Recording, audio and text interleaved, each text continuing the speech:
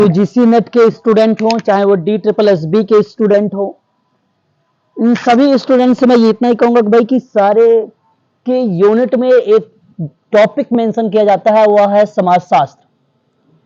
और समाजशास्त्र के संबंध में किसी भी एग्जाम में जहां पे सोशल वर्क हो वहां पे समाजशास्त्र आएगा, और जहां समाजशास्त्र है वहां पे तो पूछा ही जाएगा, है ना।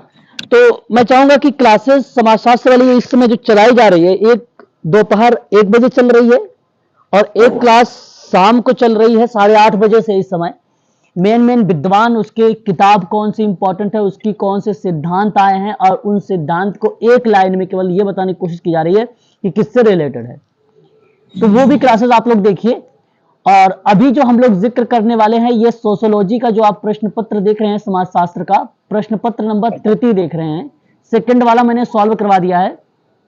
और ये यूजीसी नेट का पेपर है, ये यूजीसी नेट सोशियोलॉजी का प्रश्न पत्र है, जून 2012 का है, जून 2012 का है।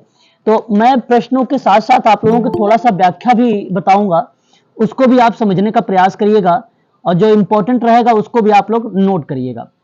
तो शुरुआत करते हैं। पहला प्रश्न हमारे सामने है, कहता है कि नृजातीय कार्य प्रणाली वेताओं के अनुसार लोग किस प्रकार के तर्क का उपयोग करते हैं। देखिए, जितने भी नृजातीय है उस परिप्रेक्ष्य में पूछा गया कि कार्य प्रणाली वेताओं के अकॉर्डिंग, कार्य प्रणाली वेताओं के अकॉर्डिंग कि लोग किस प्रकार के तर्क का उपयोग करते हैं। आगमनात्मक है और निगमनात्मक तर्क न है या तर्क है, और एक व्यवहारिक है और किसी तर्क का उपयोग ना करते हैं, यानी नहीं करते हैं। तो सही जवाब क्या होना चाहिए इस प्रश्न का जवाब बताइए। व्यवहारिक होता है। अच्छा भाई, बहुत बढ़िया, यहाँ पे ऑप्शन सी करेक्ट चला गया है और ऑप्शन सी ही करेक्ट है। यदि ऐसे ज्ञान की खोज के लिए वैज्ञानिक पद्धति का प्रयोग किया जाता है जिसकी व्यवहारिक समस्याओं को हल करने में उपयोगिता है, तो इस व्यवहारिक तर्क के रूप में हम इसको जानते हैं। तो ज्ञान की खोज क्या लोगों की आवश्यकताओं एवं कल्याण के साथ निश्चित संबंध पाया जाता है, इसलिए इसका जो जवाब जाएगा वह ऑप्शन नंबर आपका सी करेक्ट माना जाएगा। इस चीज को आप लोग ध्यान में रखिएगा। क्वेश्चन नंबर बात करेंगे हम यहाँ पे फिर दूसरे सवाल पर। कहता है कि संवेदात्मक विश्लेषण निम्नलिखित पद्धतियों में से किसका भाग है। तो मुझे लग रहा है मैंने ये सारे सवाल सॉल्व करवा रखा है एमपीपीएससी। यस सर, 25 तक करवाए थे। 25 तक करवाया था है?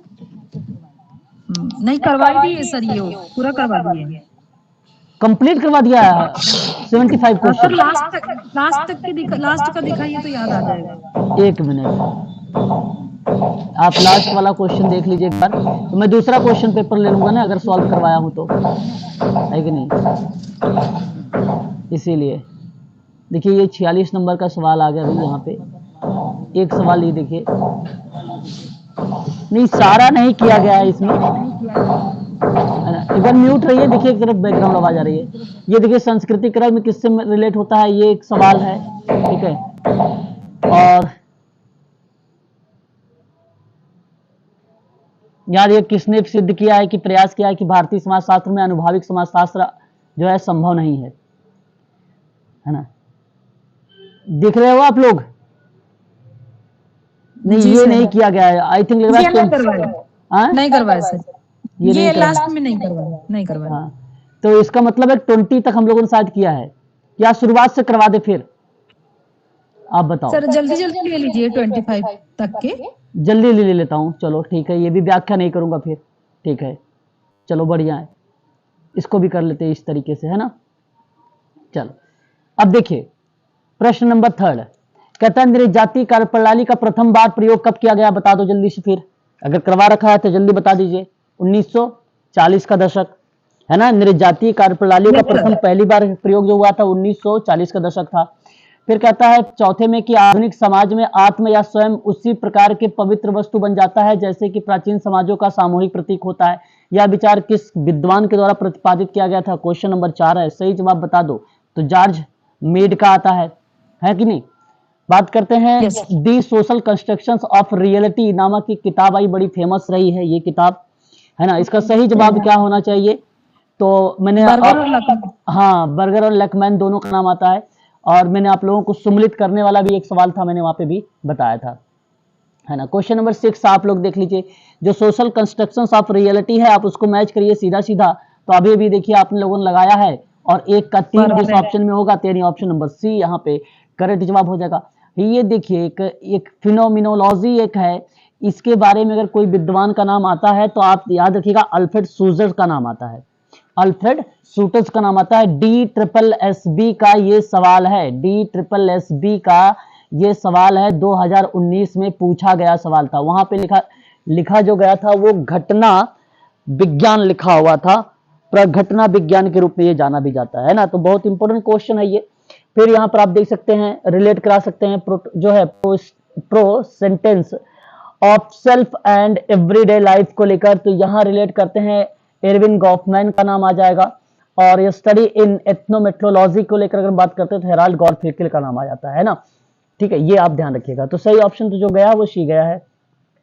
अच्छा ये देखिए एमपीपीएससी के लिए ये इंपॉर्टेंट क्वेश्चन है, क्योंकि यूनिट नंबर 5 ही 9 प्रकार्यवाद पर बेस्ड है। तो 9 प्रकार्यवाद समाज के विवरणात्मक मॉडल के साथ विकासशील रहता है कि जो कि समाज को उन घटनाओं जो एक पैटर्न बनाते हैं। तो बताइए संगठित रूप से देखा गया या और ये विचार किस विद्वान का आया, जरा बताइए ये विचार किस विद्वान के द्वारा लाया गया। जे अलेक्जेंडर। जे अलेक्जेंडर, क्वेश्चन नंबर 7 का आपने जवाब दिया है जे अलेक्जेंडर का नाम। क्या यह ऑप्शन करेक्ट माना जाएगा? ये ऑप्शन बिल्कुल करेक्ट माना जाएगा, जे अलेक्जेंडर ही करेक्ट जवाब होंगे। Option number B is the right answer होगा, अलेक्जेंडर। और आपको बता दूं ये इंपॉर्टेंट क्वेश्चन है एमपीपीएससी के आधार पर, क्योंकि उनके सिलेबस में ये टॉपिक ही मेंशन है।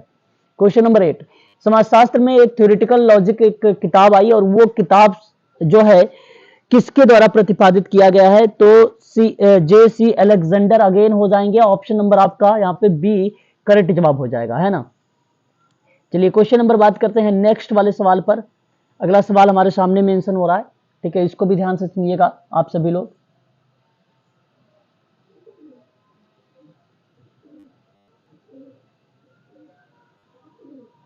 क्या हो रहा है ये? क्वेश्चन नंबर कौन सा है?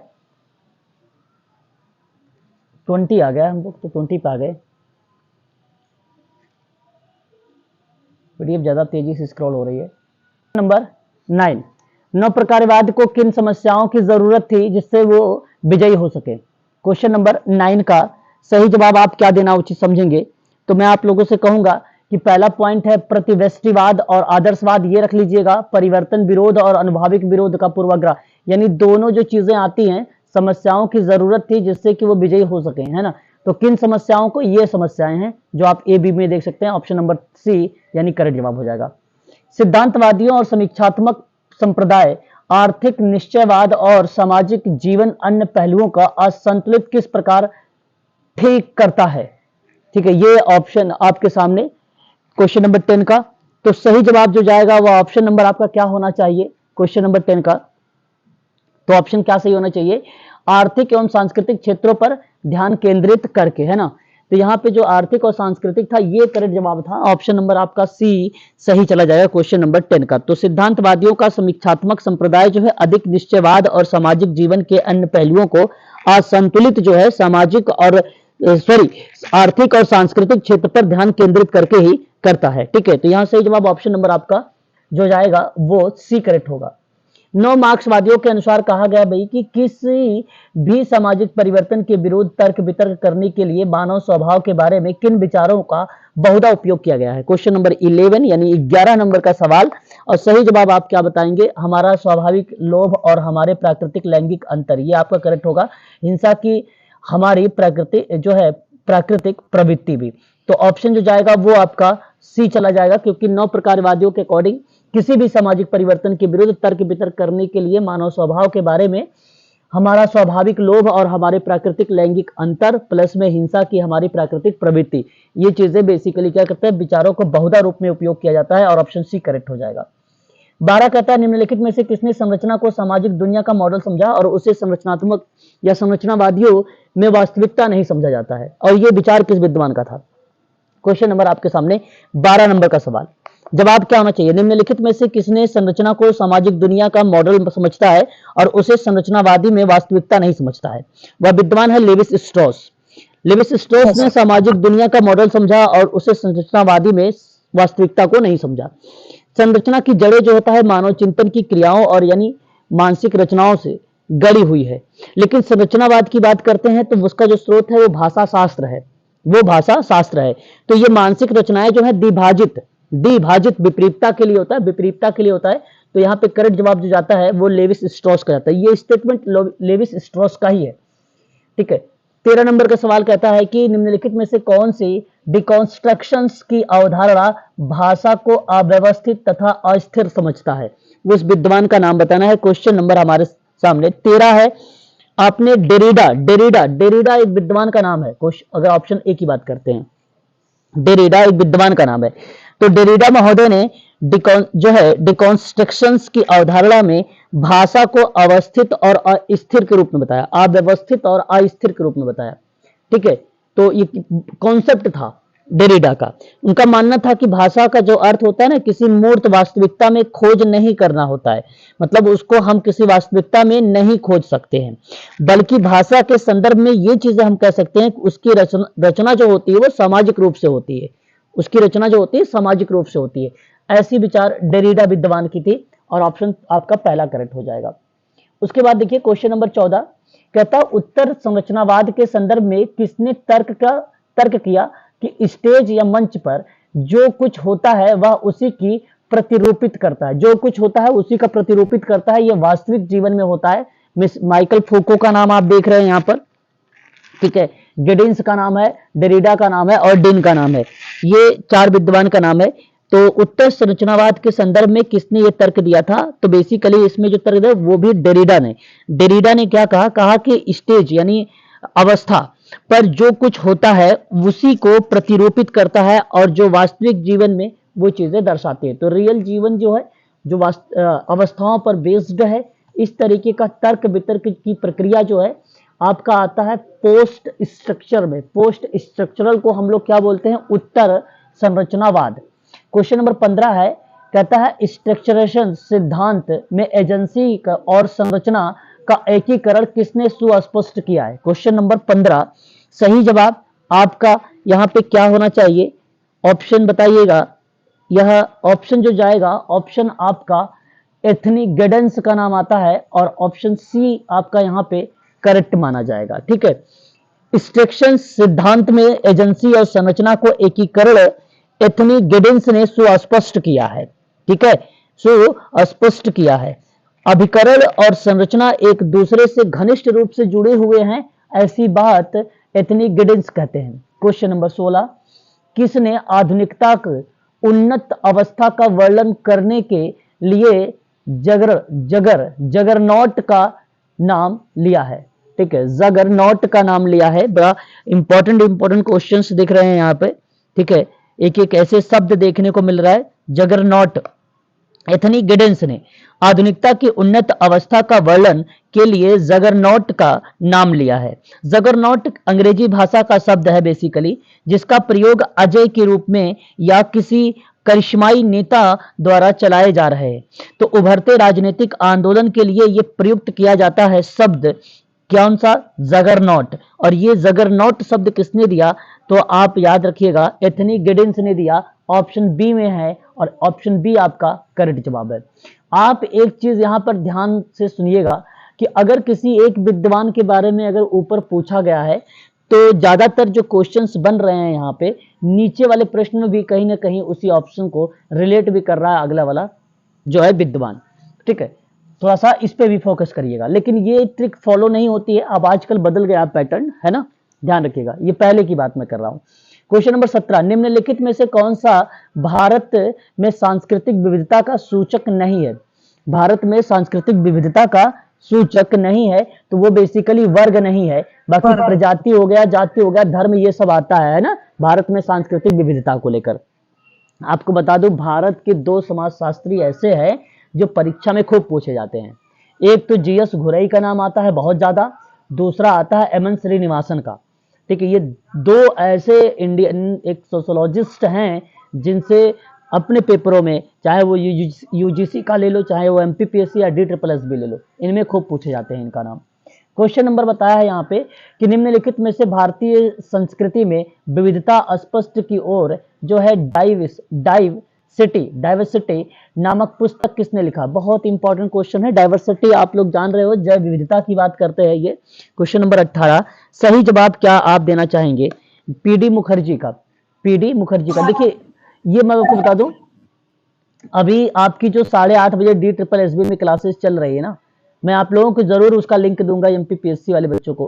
कारण ये है कि ये बेसिकली सोशियोलॉजी पर ही बेस्ड है, तो अभी मैं वहां पे ये नहीं बात कर रहा हूँ इंडियन को लेकर, बाकी जो मेन टॉपिक है जैसे दुर्खिम है, मर्टन है, पार्सन्स है, ठीक है, और भी अभी आप लोगों को देखेंगे 5-6 और विद्वानों के नाम मैंने मेंशन कर रखे हैं अलग अलग PDF में, तो उनके बता रहा हूँ। फिर उसके बाद आप लोगों को जो भारत के हैं उनके बारे में बताऊंगा, है ना, क्रम से जो जो इंपॉर्टेंट रहेंगे। तो ये चारों भारत के ही हैं, RK मुखर्जी भी हैं, PD मुखर्जी भी है, GS घुरई का नाम भी आए, और CSC दुबे का नाम है, MN श्रीनिवासन का नाम आए, ठीक है, और भी कई विद्वान हैं ऐसे।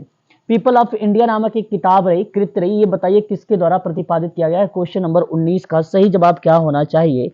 तो ऑप्शन में आपका अगर आप देखेंगे तो 4 ऑप्शन क्या है, KS Singh, option 4। Question number 19 वाले का जवाब जो है ऑप्शन पीपल ऑफ इंडिया नामक कृति जो है KS सिंह के द्वारा लिखी गई। इस किताब में जानते हैं क्या था, इसमें था कि भारत के लोगों के रहन सहन, विचार, संस्कृति आदि के बारे में पूरा व्यापक रूप से वर्णन किया गया है भारत के बारे में, है ना। फिर लोगों के सामाजिक व्यवहार और आपसी ताने बाने तो समझ ही रहे होंगे आप, नेटवर्क होता है वो, उसको वितरण के रूप में किसी मतलब पार्टिसिपेशन के रूप में, लोगों की हम की भावना के रूप में, उत्तर के दायित्व के रूप में, ठीक है, उसकी भूमिका में ये किताब बेसिकली मेंशन की गई थी, पीपल ऑफ इंडिया वाली। तो KS सिंह का नाम आता है वहां पे, ठीक है। अगला सवाल की बात करते हैं। क्वेश्चन नंबर हमारे सामने 20, GS घुरई की एक किताब। देखिए यहाँ पे GS घुरई की एक किताब नहीं है, कई किताबें हैं, और उस किताबों के अकॉर्डिंग आप लोगों से पूछा गया है कि वो किताब कौन कौन सी है GS घुरई की। प्लीज एक बार स्पष्ट करिएगा आप सभी लोग, GS घुरई की किताब।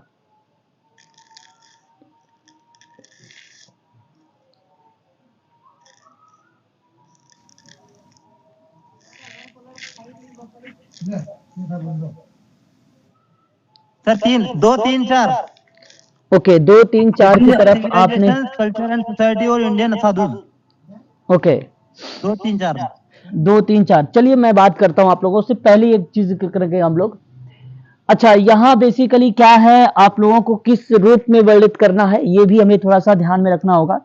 देखिए एक यहाँ पर अगर मैं बात करूं, एक किताब यहाँ पे देखिए कास्ट, अच्छा कास्ट तो नहीं है, ट्राइब जो है, ट्राइबल हेरिटेज ऑफ इंडिया का नाम आप देख रहे हैं यहाँ पे, है ना, इस क्वेश्चन में। शायद यहीं से हम लोगों को करना है, यहीं से शायद हम लोगों को करना है ना, बोलिए। जी सर, जी हाँ। सर।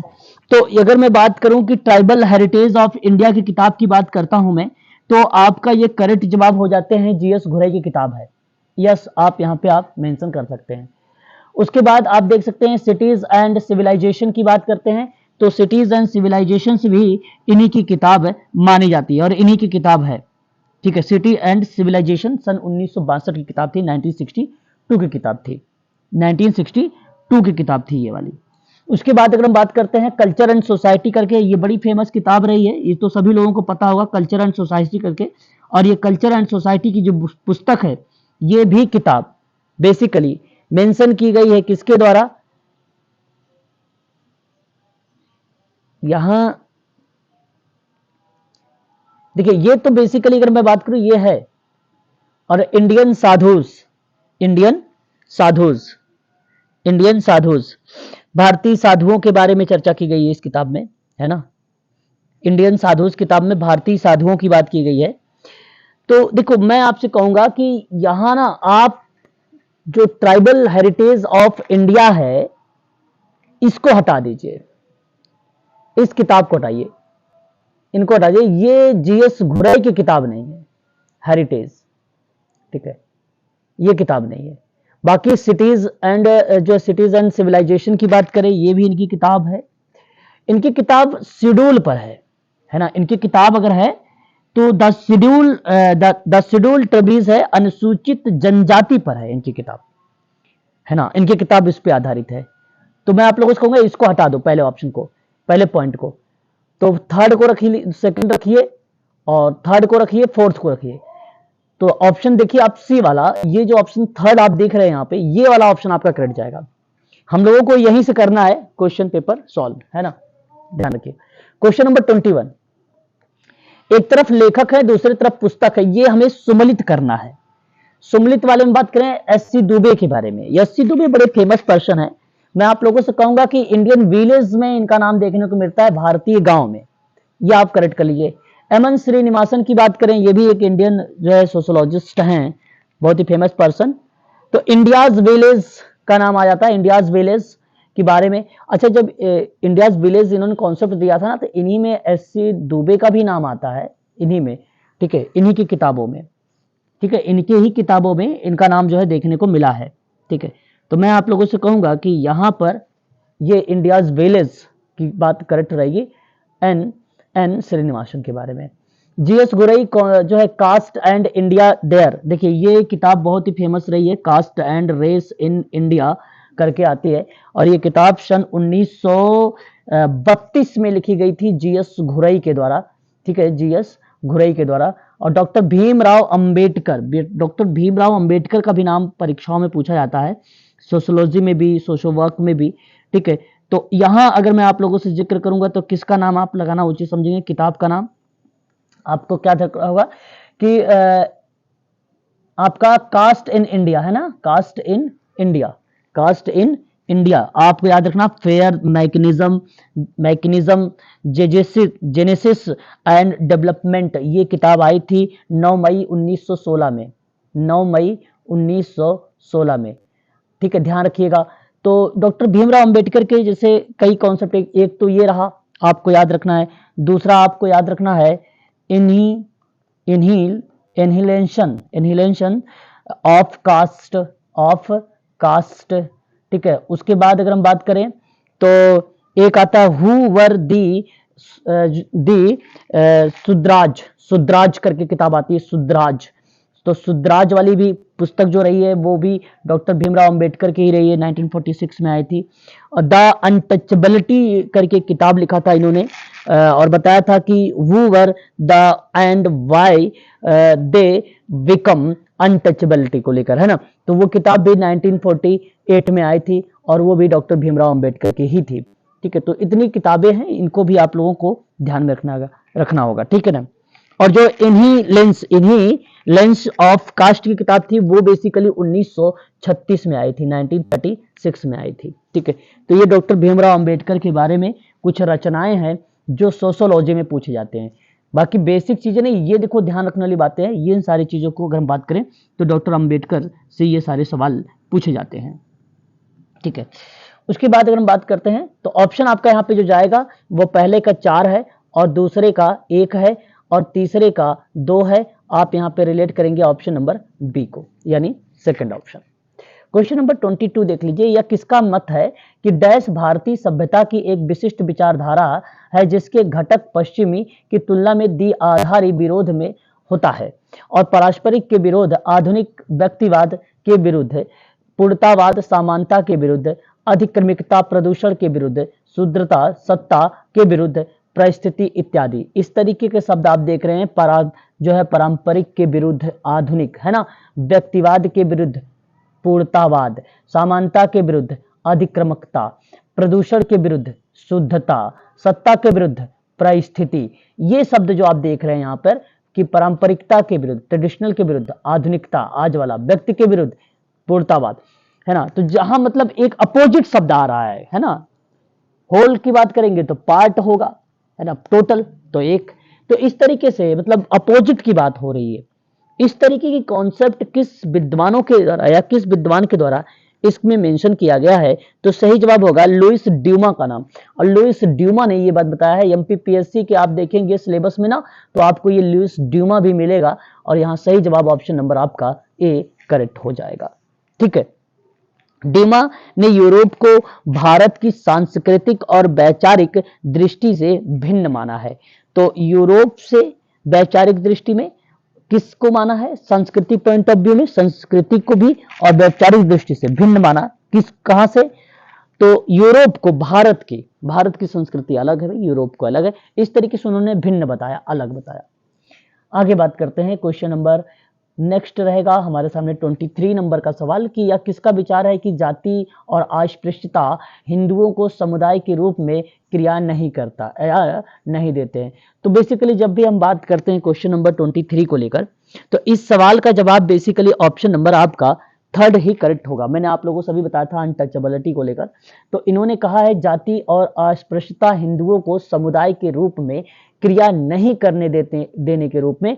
तो ये विचार जो डिनोट किया गया है वो डॉक्टर भीमराव अंबेडकर के द्वारा, जाति और अस्पृश्यता हिंदुओं को समुदाय के रूप में क्रिया नहीं करने देते हैं। इन्होंने कहा है कि सामाजिक असमानता, जाति के आधार पर भेदभाव, अमानवीय व्यवहार या छुआछूत की भावना हिंदुओं को समुदाय के रूप में कार्य करने नहीं देती है। और यह करेक्ट जवाब होगा ऑप्शन नंबर आपका सी वाला, यानी थर्ड। क्वेश्चन नंबर 24, कौन सा सैद्धांतिक परिप्रेक्ष्य इस विचार पर आधारित है कि उत्तरदाता ना तो उपहार के रूप में मिलती है और इसके लिए संघर्ष करना पड़ता है, आत्मोन्नति दूसरे के आदर्शवादी या आशीर्वाद द्वारा नहीं बल्कि आत्म संघर्ष द्वारा प्राप्त की जाती है। ये स्टेटमेंट किस विद्वान का है? देखिए इतने बड़े बड़े क्वेश्चंस हैं, इन क्वेश्चनों को आपको जब तथ्य आपको पता होगा तभी इन चीजों को कीवर्ड के माध्यम, देखिए ये कीवर्ड्स के माध्यम से ही लगाए जाते हैं सवाल। क्वेश्चन नंबर 24 क्या कहता है? 24 क्या कहता है? सिंपल सा सवाल है। यहां मैं अगर आपसे बात करूं, सैद्धांतिक परिप्रेक्ष्य इस विचार पर आधारित है कि उदारता उपहार के रूप में नहीं मिलती है। कहने का भाव, उपाश्रय इस विचार पर आधारित है कि उदारता उपहार के लिए काम नहीं करती या उपहार के रूप में नहीं मिलती है। इसके लिए संघर्ष करना पड़ता है। क्या करना पड़ता है? इसके लिए संघर्ष करना पड़ता है। ठीक है। आत्म उन्नति दूसरों को आशीर्वाद द्वारा नहीं बल्कि आत्म संघर्ष द्वारा प्राप्त होती है। आशीर्वाद से कोई चीजें नहीं प्राप्त होती है, संघर्ष से प्राप्त होता है। तो क्वेश्चन नंबर 24 ऑप्शन नंबर उपाश्रय, उपाश्रय is the right answer. Option number आपका third is the right answer. 25, किस वर्ष के हिंदू विवाह अधिनियम के अंतर्गत हिंदुओं को तलाक के प्रावधान प्रदान किए गए? किस वर्ष के हिंदू विवाह अधिनियम है और वह बताना है आपको कि जहां पे हिंदुओं के तलाक के लिए प्रावधान किया गया वह वर्ष कौन सा होना चाहिए? करेक्ट जवाब आप बताएंगे 1955। 1955। मेरी आवाज स्पष्ट है? एक बार स्पष्ट करिएगा। जी सर, जी सर। ओके। तो 1955 में हिंदू विवाह अधिनियम के अंतर्गत हिंदुओं को तलाक के प्रावधान प्रदान किए गए थे। हिंदू विवाह विच्छेद अधिनियम 1955 है। उसके द्वारा कोई भी पुरुष व महिला एक दूसरे से तलाक ले सकती है। तो ये बेसिकली 1955 का अधिनियम है। ये आप ध्यान रखिएगा, पहला ऑप्शन करेक्ट है। सभी लोगों को पता होना चाहिए ये एक्ट, है ना। क्वेश्चन नंबर 26, सम्मित परिवार की अवधारणा किसने प्रतिपादित किया है? क्वेश्चन नंबर हमारे सामने 26 नंबर का सवाल। ठीक है। सम्मित परिवार की अवधारणा किस विद्वान ने प्रतिपादित किया? तो यंग तथा बिलमार्ट। ऑप्शन नंबर आपका जो जाएगा वो ए इज द राइट आंसर होगा। सम्मित परिवार का अवधारणा यंग और बिलमार्ट के प्रतिपादित किया। इन्होंने एक किताब लिखा था, उस किताब का नाम था दी सेमेटिकल फैमिली। क्या नाम था किताब का? दी सेमेटिकल फैमिली। किताब का क्या नाम था? दी सेमेटिकल फैमिली में लंदन के परिवार का अध्ययन किया था इन्होंने। कहाँ के परिवार का अध्ययन किया था इन्होंने? तो लंदन के परिवार का अध्ययन किया था। नाभिकीय परिवार का मतलब होता है एकाकी परिवार। एकाकी परिवार को यंग एंड बिलमर्ट ने सम्मित परिवार कहा था। तो एकल परिवार को क्या बोला था इसने? सम्मित परिवार बोला था एकल परिवार को, यानी नाभिकीय परिवार को। ठीक है। तो बेसिकली इसमें दंपत्य संबंध मजबूत होते हैं। इस परिवार के रूप में निजी परिवार का जो है समान होता है। इस परिप्रेक्ष्य में अगर बात हुआ तो यंग एंड बिलमार्ट का नाम आया और ऑप्शन पहला करेक्ट हो गया। एकल परिवार की अवधारणा भी आप लोग ध्यान से सुनते चलिएगा सभी लोग। इंपॉर्टेंट क्वेश्चन है। क्वेश्चन नंबर 27 बताइए, इजी सवाल है, आप जवाब बताइए। क्वेश्चन नंबर 27, दहेज निषेध संशोधन अधिनियम निम्न में से कौन से वर्ष में पारित हुआ था? Question number 27। सही जवाब आपको बताना है 1961 सर। 84। संशोधन है ना ये। 61 में तो आया था वो, 61 में तो आया था ना। संशोधन है सर, राइट। हाँ, तो दहेज निषेध अधिनियम जो है निम्न में कब संशोधन किया गया? तो ये 1984 है। 1984 है। देखिए सवाल तो बड़े इजी हैं, लेकिन आप लोग उसके अंदर नहीं पढ़े हैं, इस वजह से उसके अंदर में आपसे पूछ ले रहा है। ठीक है, तो यही जब नहीं आता है तो पेपर क्या बन जाता है? टफ हो जाता है। जब आता है तो पेपर इजी लगता है। ठीक है, तो दहेज निषेध संशोधन अधिनियम बेसिकली 1984 में जब इसकी जिक्र हुआ तो वो एक प्रकार से संशोधन का रूप माना गया और उस वर्ष संशोधन के रूप में उसे पारित किया गया। इंदिरा गांधी के शासनकाल में इस संशोधन के अंतर्गत दहेज अधिनियम को अधिक प्रभावी बनाया भी गया था। आईपीसी की धारा आपने सुना होगा 498A, जानते हैं क्या है ये? 498A, इसका सृजन किया गया। इसमें बताओ आप लोग, इसमें क्या कहा गया? दहेज, इसके अंतर्गत क्या बोला गया कि दहेज हत्या को जघन्य अपराध मानता है। दहेज वाली प्रक्रिया क्या मानी जाती है? जघन्य अपराध मानी जाती है। इस एक्ट के अंतर्गत बताया गया है। Question number next.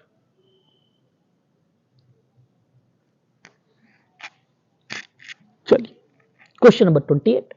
किस प्रकार की निर्धनता से कुछ समूहों की जीवन यापन की स्थितियों तथा जीवन यापन की उन स्थितियों जो अधिकांश जनसंख्या को प्राप्त है के अंतर यानी के बीच का अंतर मापन जुड़ा हुआ है?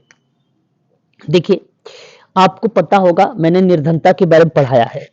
सापेक्ष निर्धनता से कुछ समूहों के जीवन यापन की जो स्थितियां और जीवन यापन की उन स्थितियों जो अधिकांश जनसंख्या को प्राप्त है के बीच का अंतर का माप जुड़ा हुआ है। तो ये बेसिकली सापेक्ष निर्धनता से प्रक्रिया जुड़ी हुई है। तो इसके अंतर्गत क्या है? समाज में कुछ व्यक्तियों के समृद्ध होना और अधिकतर जो है अधिकतर के निर्धन होने की दशा में उसकी तुलना करना, और इसी के अकॉर्डिंग कहा गया कि निर्धनता प्रत्येक समाज के अनुरूप न्यूनतम जीवन स्तर के भी नीचे की स्थिति दर्शाती है। तो इसलिए यहाँ पे जो करेक्ट जवाब होगा कि किस प्रकार की निर्धनता से कुछ समूहों की जीवन यापन की स्थितियों और जीवन यापन की उन स्थितियों के अधिकांश जनसंख्या प्राप्त है जो बीच के अंतर का मापन कर रही होती है, तो वो बेसिकली सापेक्ष निर्धनता, और ऑप्शन नंबर सी यानी थर्ड करेक्ट जवाब होगा। किसके तर्क के अनुसार कहा गया कि कुछ वर्ष कार्यात्मक होता है? कुछ संघर्ष जो है कार्यात्मक होता है क्योंकि यह सुरक्षा कपाट का काम करता है और जिसके बिना सामाजिक शत्रुता अंततः हिंसात्मक या उग्र रूप से फूट सकती है। ये विचार है, संघर्ष का पॉइंट है। नाम आप सभी विद्वानों के नाम सुने हैं, लकमैन का नाम नहीं सुने होंगे केवल, ठीक है, गलतमैन। बेसिकली यहां सही जवाब क्या होना चाहिए ऑप्शन में?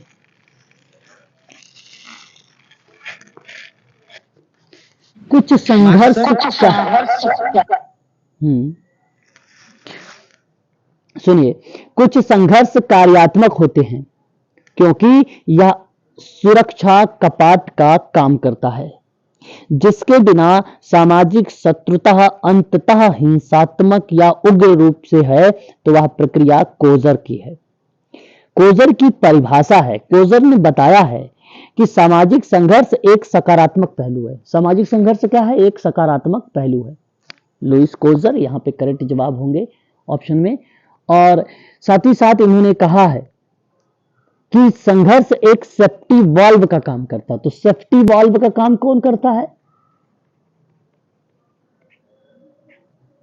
तो कोजर, संघर्ष के अकॉर्डिंग संघर्ष का काम करता है संघर्ष, लेकिन ये बताया किसने?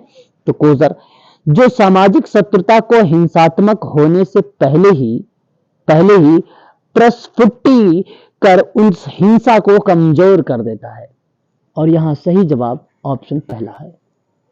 नीचे दिए गए दो कथन है और इन कथनों पर आपको क्या करना है? विचार करना है और सही जवाब बताइएगा। अभिकथन कहता है महानगरीय शहरों में मलिन बस्तियों के बड़े आकार का प्रभुत्व रहता है। बात तो करेक्ट है, करेक्ट, इसमें कोई दो राय नहीं। फिर कह रहा है कि उद्योगों तथा नौकरियों के अवसरों के समृद्धि के साथ ग्रामीण जनसंख्या की शहरी क्षेत्रों से बड़े पैमाने पर प्रवसन हुआ है। ये भी सही है।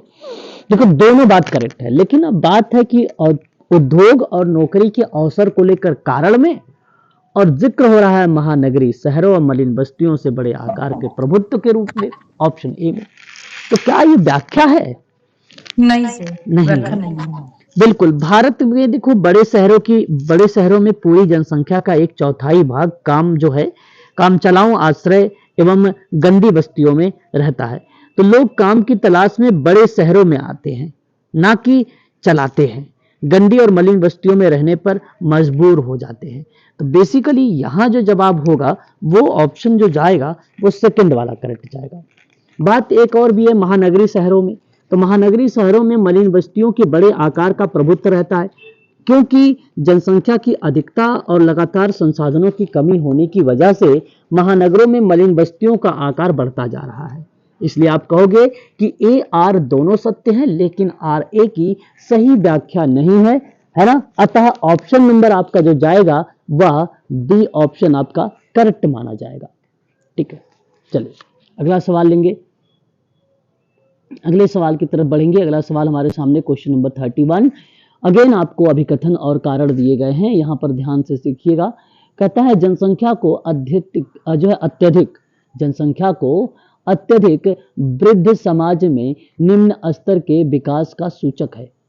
कारण कह रहा है कि उच्च जन्म दर समाज में निरक्षरता और निर्धनता से संबंधित है। सवाल बहुत ही आसान सा है, आप इसका जवाब भी बता सकते हैं। दोनों के दोनों स्टेटमेंट करेक्ट हैं। देखिए, जनसंख्या की अत्यधिक वृद्धि समाज में निम्न स्तर के विकास का सूचक माना जाता है। अच्छा, आपने पूछा क्यों? क्योंकि उच्च जन्म दर समाज में निरक्षरता और निर्धनता को बढ़ावा देता है।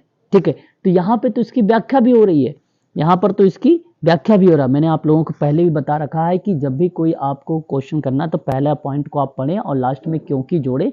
अगर रिलेट हुआ तो आप इजीली कर सकते हो इसकी व्याख्या, और सही तरीके से आप ऑप्शन नंबर यहाँ पर सेकंड में दर्शा सकते हो। जो सेकंड कह रहा है व्याख्या है ना। ठीक है, अगेन 32 नंबर का क्वेश्चन कह रहा है भारत में आर्थिक क्षेत्रीय असमानताएं विद्यमान है। क्या इस बात से सहमत हैं आप? बिल्कुल होना चाहिए सहमत कि भारत में आर्थिक क्षेत्रीय असमानताएं विद्यमान है आर्थिक क्षेत्र में। तभी तो भाई महिलाओं को कहीं कम वेतन मिलता है, पुरुषों को ज्यादा वेतन मिलता है। तो इसको कह सकते हो। बहुत रीजन है, केवल यही नहीं है। दूसरा कारण कहता है कि आर्थिक क्षेत्रीय असमानताएं सरकार द्वारा बजट के आवंटन का परिणाम है। ओके, आवंटन का परिणाम है। तो अगर मैं आप लोगों से यहां जिक्र करूं, भारत में आर्थिक क्षेत्रीय असमानता विद्यमान है, करेक्ट है। आर्थिक क्षेत्रीय असमानता सरकार द्वारा बजट के आवंटन का परिणाम है, ठीक है। तो मैं क्योंकि लगाता हूं, क्योंकि कई जो है आप कह सकते कई सरकारें अपनी पार्टी की सरकारों को ज्यादा बजट देती है, कारण ये है जिसकी वजह से क्षेत्रीय असमानता विद्यमान रहती है। क्योंकि कई सरकारें अपनी पार्टीज को क्या करती हैं, सरकारों को ज्यादा बजट दे देती हैं, और इससे अन्य पार्टी वाली जो सरकार होते हैं उनके साथ क्या होता है, भेदभाव हो जाता है। तो जिसकी वजह से क्षेत्रीय असमानताएं क्या हो जाती हैं, विद्यमान हो जाती हैं। ठीक है, तो यहां करेक्ट जवाब क्या हो जाएगा, ऑप्शन नंबर आपका बी करेक्ट मान लिया जाएगा। नहीं, बी तो नहीं, इसकी व्याख्या हो रही है, ऑप्शन नंबर ए करेक्ट मान लिया जाएगा, है कि नहीं। ऑप्शन ए आपका करेक्ट हो जाएगा। बता दीजिए एक बार, करेक्ट है? बिल्कुल सर। हाँ, अगले सवाल की तरफ बढ़ेंगे अब। अगला सवाल देखिए, अगला सवाल हमारे सामने आ गया और यह है सम्मिलित वाला क्वेश्चन। आपको सम्मिलित करना है। नाम आप भली भांति तरीके से जानते होंगे। चिपको आंदोलन किससे संबंधित है, आप बता सकते हो? चिपको आंदोलन सुंदरलाल बहुगुणा से संबंधित है। इन्होंने गढ़वाल यानी उत्तराखंड, है ना, उत्तराखंड के क्षेत्र के पेड़ों को बचाने के लिए इस आंदोलन की शुरुआत और पेड़ों से चिपक कर उनको कटने से बचाने का प्रयास सुंदरलाल बहुगुणा ने किया था। नक्सलवादी आंदोलन, देखिए बेसिकली इसकी शुरुआत तो 1967 में हुआ था, है ना, नक्सलवादी आंदोलन का।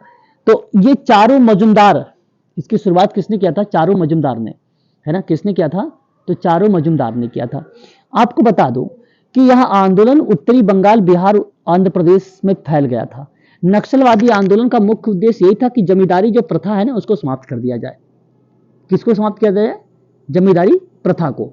तो ये बेसिकली इसका खासकर मोटो रहा है चारू मजुमदार के बारे में। नर्मदा बचाओ आंदोलन आप जानते हैं, नर्मदा बचाओ आंदोलन मेघा पाटेकर, उन्होंने नर्मदा नदी पर जो है बनने वाले जो बांध थे उसी के विरोध में इन्होंने किया था। उन्होंने इस बांध के कारण जो लोगों का बुरा प्रभाव पड़ा उसके लिए सरकार से लड़ाई लड़ी और लोगों के पुनर्वास के लिए एक रूपरेखा तथा उसको व्यवस्थित विकास की भी बात की थी। तो नाम क्या बन जाता है यहाँ पे करेक्ट जवाब मेघा पाटेकर का नाम।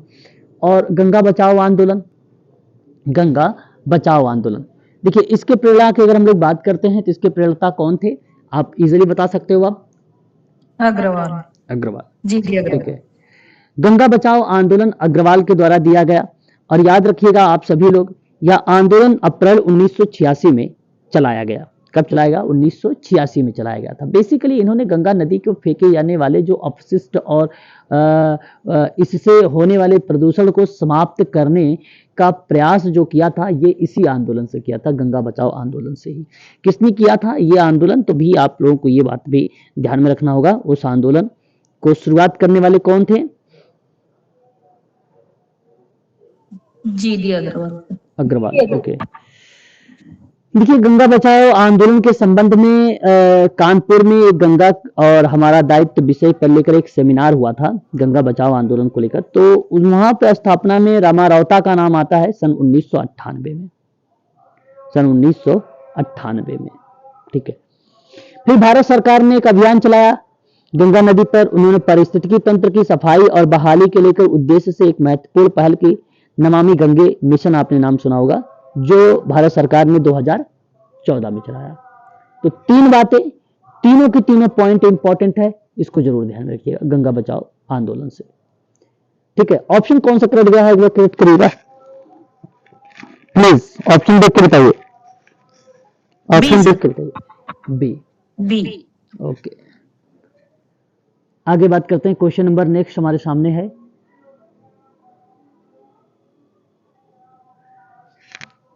कारावास बंदीकरण।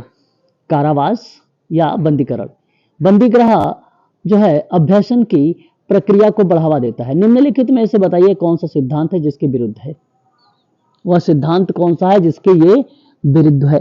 कारावास बंदीगृह है ना, बंदीगृह अभ्यासन की प्रक्रिया को बढ़ावा देता है। और ये बात अगर मैं करूं तो दंड का सुधारात्मक सिद्धांत, जिसके विरुद्ध यानी इसके अनुसार कहा गया कि दंड द्वारा बंदी तथा कैदी को सुधारने का प्रयास किया जाएगा भाई, है ना, उन पे सुधारा जाएगा, ये बात थी इसमें। ठीक है। लेकिन ज्यादातर मामलों में बंदी सुधारने के बजाय अपराध करने का आदी हो जाता है, इसलिए दंड का सुधारात्मक सिद्धांत कारावास का विरोध करता है। इसलिए ऑप्शन जो जाएगा इस प्रश्न का option number 3 is the right answer होगा, तीसरा वाला। सफेद पोश अपराध पद सर्वप्रथम किसके ने प्रतिपादित किया था, प्रवर्तित किया था? सफेद पोश अपराध के बारे में बात हुआ और आप जानते हैं इसके बारे में सन 1939 का कॉन्सेप्ट है ये, व्हाइट कॉलर क्राइम वाला। किसका है ये? सदरलैंड का है। हाँ सदरलैंड, ई सदरलैंड। आपने यहाँ पे करेक्ट जवाब बताया। व्हाइट कॉलर जो है क्रिमिनोलॉजी की बात करें या क्राइम की बात करें या क्राइम जो है एक नाम और इसको बोला जाता है क्रिमिलेटरी, व्हाइट कॉलर क्रिमिलेटरी नामक शोध ग्रंथ को लिखा और उच्च सामाजिक और आर्थिक वर्ग के व्यक्तियों और व्यावसायिक कार्य के दौरान किए जाने वाले कानूनी उल्लंघन को सफेद पोश अपराध इन्होंने बोला। ठीक है। तो ऑप्शन सही जाएगा, ऑप्शन यहाँ पर बी। 36 भाई भतीजावाद, पक्षपात और सत्ता शक्ति का दुरुपयोग सभी किसका उदाहरण माना जाता है? भ्रष्टाचार, अज्ञानता, संघर्ष, सामाजिक पूर्ण एकता। सही जवाब क्या होगा? भाई भतीजावाद, पक्षपात, सत्ता शक्ति का दुरुपयोग बेसिकली किसका उदाहरण है? तो ये भ्रष्टाचार का उदाहरण है ना? किसका उदाहरण है? भ्रष्टाचार का। भाई भतीजा, पक्षपात, सत्ता शक्ति का दुरुपयोग सभी भ्रष्टाचार के ही उदाहरण है। प्रत्यक्ष और अप्रत्यक्ष लाभ प्राप्ति हेतु जानबूझकर निश्चित कर्तव्य का पालन ना करना ही क्या कहलाता है? भ्रष्टाचार कहलाता है। ऑप्शन आपका सही यहाँ पर होगा पहला वाला, ऑप्शन ए करेक्ट होगा। संपूर्णानंद आश्रम प्रथम जो है खुला कारागार है, ये बात आप जानते भी होंगे। संपूर्णानंद आश्रम प्रथम खुला कारागार है। यह किस राज्य से स्थापित है भाई? तो आप बताएंगे यहाँ पर उत्तर? मध्य प्रदेश। संपूर्णानंद आश्रम प्रथम खुला कारागार है भाई ये। संपूर्णानंद आश्रम प्रथम खुला कारागार है। और इससे संबंध में मैंने एक और पीछे सवाल आया था, मैंने आप लोगों से जिक्र भी किया था, ठीक है, कि कितने कुल टोटल जेल वगैरह थे उसमें। तो इस प्रश्न का बेसिकली उत्तर प्रदेश राज्य में स्थापित है। खुला कारागार मध्य प्रदेश के होशंगाबाद में भी है, जहां कैदी अपनी आम जिंदगी भी जीते हैं और सजा की अवधि भी काटते हैं। तो मध्य प्रदेश होशंगाबाद उत्तर प्रदेश में भी है, उत्तर प्रदेश राज्य में भी स्थापित है। तो इस प्रश्न का जवाब क्या देना चाहिए? उत्तर प्रदेश होना चाहिए या मध्य प्रदेश होना चाहिए? बताइए। संपूर्णानंद के ओपन जेल कैंपस का आयोजन किया गया, जो चंदौली के चकिया में सबसे पहले इस ओपन जेल को कैंप किया गया था, सबसे पहले 1953 में। सही जवाब पहला यहां पे जाएगा, तो वो जाएगा उत्तर प्रदेश। कौन सा जाएगा? उत्तर प्रदेश से। उत्तर प्रदेश जाएगा, है ना, यहाँ पे 1953 वाली प्रक्रिया में। भारत में लगभग 60 से अधिक जो है क्या है, खुला जेल है। कितने हैं? 60 से अधिक जो है वो खुला जेल है, 60 से प्लस खुला जेल है। आगे आप लोग पढ़ेंगे जेल वगैरह के बारे में, मैं आप लोगों से बात करूंगा, ठीक है, इसके बारे में आगे बात करते हैं। और अगला सवाल, बंदी गृह व्यावसायिक प्रशिक्षण कार्यक्रम बंदियों के किस कार्य के लिए प्रारंभ किए गए थे? बंदियों सुधार तथा पुनर्वास। सर सी कह रहे हैं, 38 का सी बता रहे हैं आप, सुधार एवं पुनर्वास। क्या बात है, बंदी गृह व्यावसायिक प्रशिक्षण कार्यक्रम बंदियों के किस कार्य के लिए प्रारंभ होगा? सही जवाब सुधार और पुनर्वास होगा, और option number C. Question number 39, किसका कथन है कि जिन समाजों में अत्यधिक या अत्यंत कम विनिमय या एकीकरण होता है और उनमें आत्महत्या की दरें जो है अधिक होती हैं? अच्छा जी, बड़ा अच्छा सवाल है। आत्महत्या शब्द आया है तो शायद उम्मीद करता हूं आप सही जवाब देंगे। क्या है बताओ तो सही। Durkheim sir. तुर्की में सर। अच्छा, मतलब आते हैं, मुझे ऐसा लग रहा है कि आप लोग को आते हैं, आप लोग बताते नहीं हो, है ना। चलो बहुत बढ़िया। सर क्वेश्चन नंबर 40, बताइए किसने तर्क प्रस्तुत किया है कि दंड अपराध को सामाजिक प्रतिक्रिया या न केवल आपराधिक एवं सामान्य भयोपरांत के लिए प्रतिशोध का कार्य करती है, परंतु आपराधिक गतिविधियों पर आपत्ति भी बनाए रखती है। देखिए, अपराध में सोशियोलॉजी में भी अपराध है, समाज कार्य में भी अपराध है, देखने को मिलेगा। यहां तक कि आपको अपराध पढ़ना है DSSB में है, तो आप इजीली आप बता भी सकते हो इस प्रश्न का जवाब भी। तो जरा मुझे बताइए एक बार, दुर्खिम।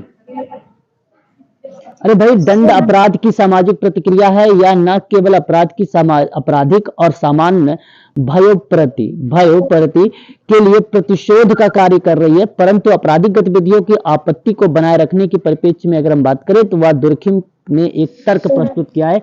ये तर्क इस्माइल दुर्खिम का, ये क्या है? ये तर्क है। ये क्या है? ये तर्क है, ठीक है, दुर्खिम। क्वेश्चन नंबर लिखिए 41 में आप, लेबलिंग थ्योरी मैं उम्मीद करता हूं शायद मैंने बताया है, लेबलिंग थ्योरी मैंने बताया है।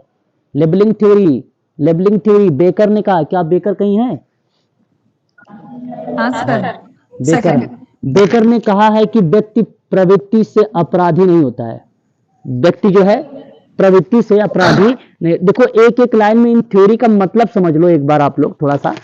क्या कहा है लेबलिंग थ्योरी में बेकर ने कि प्रवृत्ति, जो व्यक्ति है ना, प्रवृत्ति से अपराधी नहीं होता है, बल्कि उसे क्या करता है, समाज या तो समूह बना देता है। तो उसमें लोग ना उस पर एक लेबल लगा देता है, तो उस पर एक लेबल लगा देता है, इसलिए उसको लेबलिंग थ्योरी कहा इसने, बेकर ने, हवार्ड बेकर। अनुकरण का सिद्धांत टार्ड का है, टार्ड। देखो, अनुकरण का सिद्धांत में अगर हम बात करें ना, तो आपने एक नाम सुना होगा, उसका क्या नाम था भाई, भाषा में क्या नाम था उसका? Non Chomsky. क्या नाम है उसका? Non Chomsky. तो भाषा का अनुकरण की बात अगर हम लोग करते हैं तो वहां पे एक नाम मिलता है नॉन चॉम्स्की का।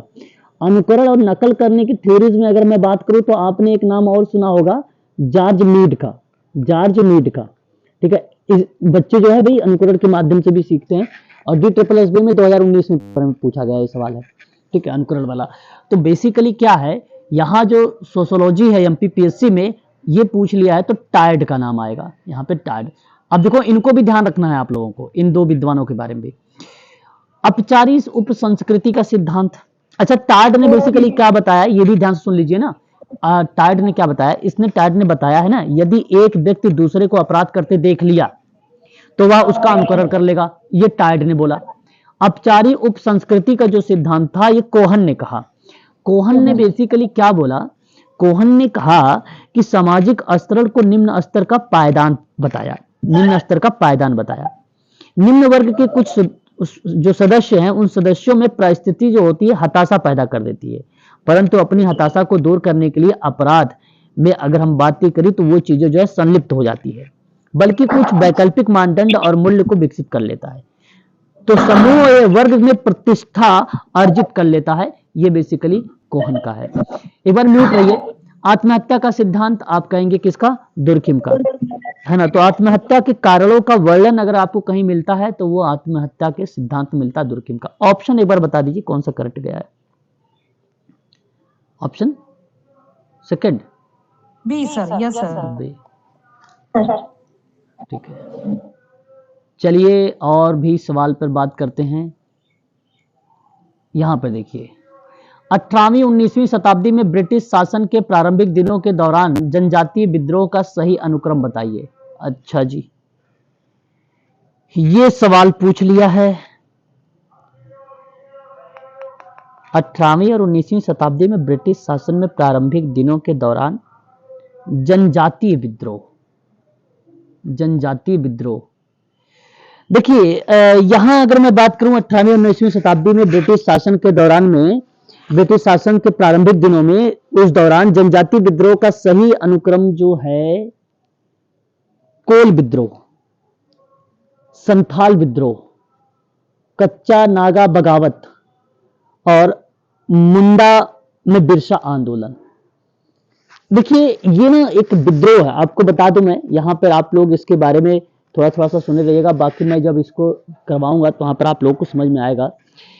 कच्चा विद्रोह कब आया था, तो ये चीज आप ध्यान रखिएगा, ये 10 मई 1857 को, 10 मई 1857 की प्रक्रिया में अगर हम बात करें तो उस संबंध में हम इसको कच्चा विद्रोह के रूप में जानते हैं, कच्चा विद्रोह के रूप में, ठीक है।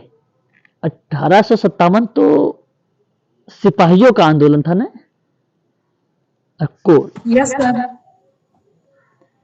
अच्छा एक मिनट, कोल विद्रोह को आप लोग नोट करिए, लिखिए। अच्छा, कोल विद्रोह जो है, कोल विद्रोह 1829, संथाल विद्रोह 1855 और कच्चा नागा बगावत, कच्चा नागा बगावत 1819, है ना, 1819। और आपने एक नाम तो ये सुना ही होगा, है ना, मुंडाओं में बिरसा आंदोलन, सुना है? किसान आंदोलन था, 19वीं शताब्दी में हुआ था, आखिरी में हुआ था ये, हाँ सर, लास्ट में हुआ था। तो 1894 लगाइए इसको, है ना, इसको लगाइए आप लोग 1894। अब जरा मुझे बताइए कि कौन सा ऑप्शन सही जा रहा है। 94, 1829 में कोल मैंने किया, 1895 में मैंने संथाल बोला और 1819 में मैंने क्या बोला है,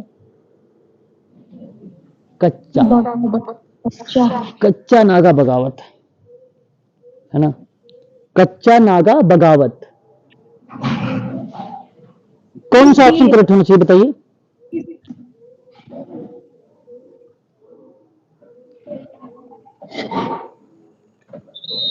बोलिए। ऑप्शन नहीं दिख रहा है, ये क्रम ही तो लगाना है आपको इसमें, इसमें ही लगाना, तो इसमें सर सी आ रहा है। ऑप्शन सी आ रहा है। हाँ इसमें तो सी है, अगर वैसा ऑप्शन होगा ना 1 2 3 4 तो सर वो नहीं दिख रहा है इसमें। अच्छा, कूट वाला हाँ नहीं, सर, तो यहाँ जो है आपका ये ऑप्शन सी ही करेक्ट जवाब है, ओके सर, ऑप्शन सी ही करेक्ट जवाब है है ना, ऑप्शन सी ही करेक्ट जवाब है।